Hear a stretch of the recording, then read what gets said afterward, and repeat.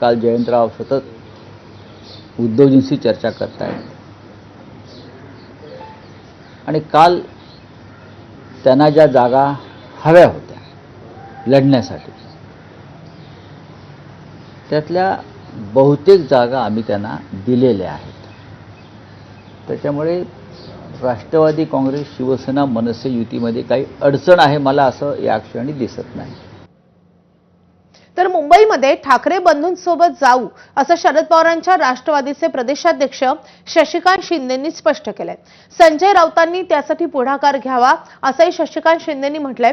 मुंबईत काही ठिकाणी आमच्या 100% जागा निवडून आलेल्या आहेत तरीही आम्ही एक पाऊल मागे घेतल्याचं शशिकांत शिंदे म्हणाले। शरद पवार साहेब त्यांच्याबरोबर असावं, पवार साहेबांचा आणि शरद पवार गट असावा असं वाटतंय। मला वाटतं संजय राऊत साहेबांनीच पुढाकार घेतला तर मुंबईमध्ये सुद्धा त्यातला मार्ग निघू शकतो। त्यांनी सांगितलं की काही जागे आमच्या 100% जागा निवडून येणार होत्या, परंतु तरी सुद्धा आम्ही मागे पुढे सरकलेलो आहे। आम्ही फार कमी जागा मागितलेल्या आहेत। त्या जागेच्या संदर्भामध्ये सुद्धा त्यांनी जर त्या ठिकाणी मोठा भाऊ म्हणून जर ते म्हणतात तर त्यांनी मदत करण्याची भूमिका घेतली तर मला वाटतं हा अलायन्स चांगल्या प्रकारचा होऊ शकतं।